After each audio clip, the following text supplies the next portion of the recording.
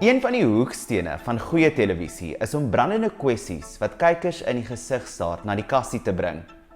Hoe ook al ongemaklik of kontroversieel daardie onderwerp mag wees. That your freedom of speech cannot be my blue eye. Do you have any proof of any person killed, murdered? Of my preaching? Do you have any proof of that? Maar waar trek ons as TV-makers die lyn tussen 'n gesonde debat en sensasie? En wat is die beste manier om hierdie gesprekke op 'n verantwoordelike manier aan te pak? Hierdie is maar net 'n paar van die vraagstukke wat ek by die horings pak in hierdie episode van Kassie-kuiers.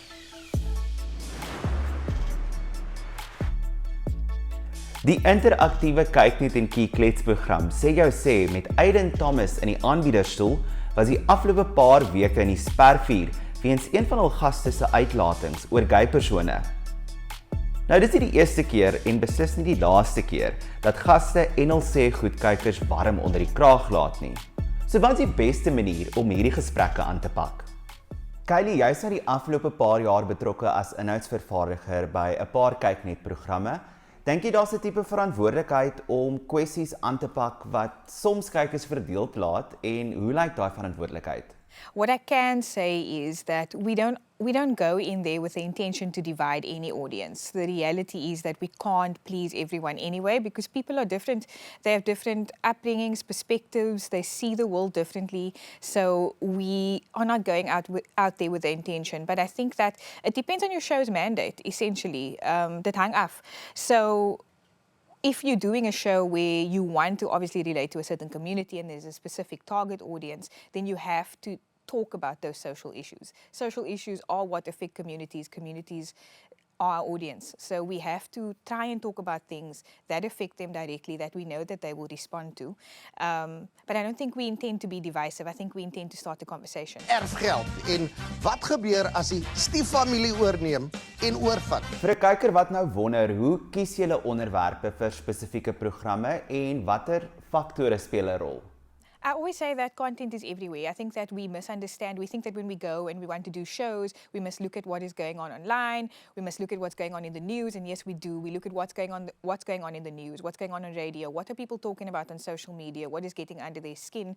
But I also think it's important. I spend a lot of time saying to people that being a content producer means living your job. Jy sit, jy kyk TV, and now all of a sudden there's a topic, here's something we need to talk about. Ek onthou het ek vir Dave Chappelle gekyk, and then we brought a show together for Tussen when it was still on, asking who is exempt from comedy because people were so mad about the things that he was saying in his show. And then decided to bring it home. So I spent time listening to what my aunties are talking about when I see them at family functions, my cousins, what is it that bothers them? So when we select content, I listen to what's going on around us. Then we have to find an appropriate guest to match that content. Where do we want to go with it and who's best to talk about it?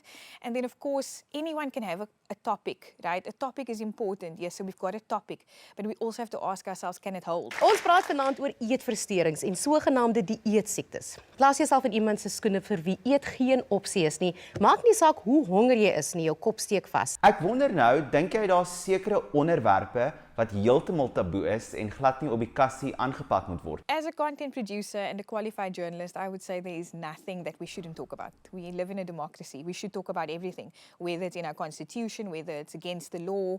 It doesn't mean that we can't talk about it or have feelings about it. So my answer is essentially no. I don't think that anything should be taboo, but I think that when it comes to sensitive content, when it comes to things that we know could potentially make people hot under the collar, offend them or upset them in whatever way, I think it's not so much about the topic and it's more about how we deliver that content. How do we deliver it? What's the angle? Where do we want to go with it?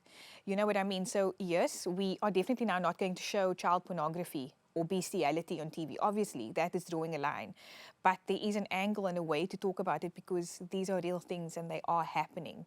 So I don't know what would be taboo content. I have to think about that because I think everything is essentially up for discussion.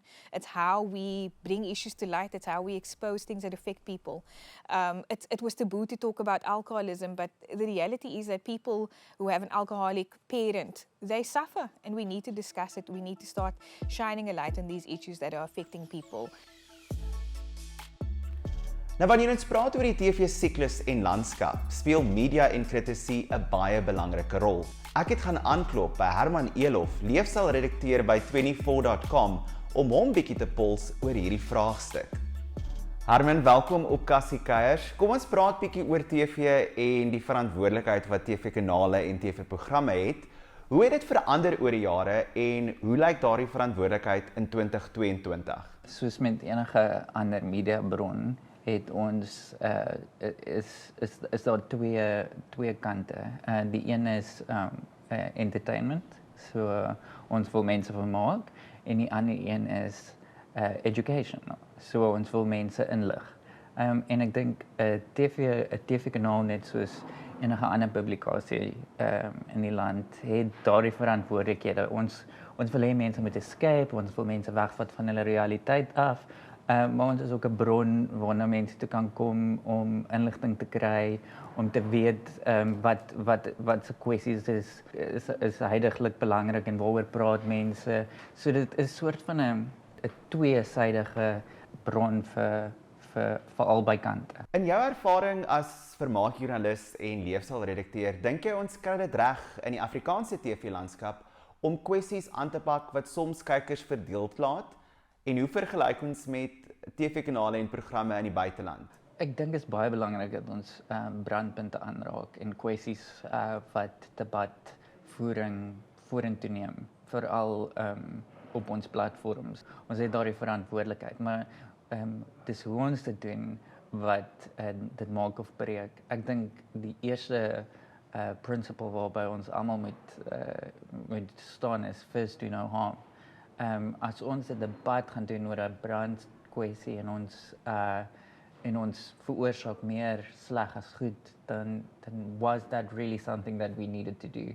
Jy weet, ons het hierdie power, ons het hierdie verhoog waar ons hierdie kwessies op sit en dan wat doen ons daarmee?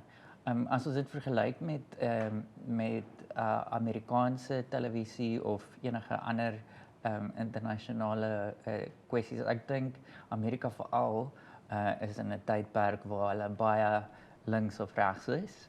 Hierdie tipe radikaal na die een kant toe en na die ander kant toe tipe debatte vind al hoe meer plaas, en ek dink 'n neutrale punt is so belangrik. Ek dink ons kry dit reg in Suid-Afrika. Ek dink daar is plekke waar dit absoluut briljant doen. En onthou in journalistiek, en vir ons is dit belangrik om neutraal te wees en om albei kante van 'n storie te vertel. Solank ons by daai punte bly, dink ek ons kan suksesvol wees en ons kan meeding met internasionale media. Nou, ons hou van gesonde gesprekke hier op Kassie-kuiers, so ek hoor graag van jou. Dit weet vir my wat jy dink die beste manier is om brandende kwessies na die kassie te bring. Onthou net daai hitsmerk Kassie-kuiers. Maak dan ook seker jy's volgende week ingeskakel waar ek opstel kuier met die aktrise en skrywer Desiree Gardner.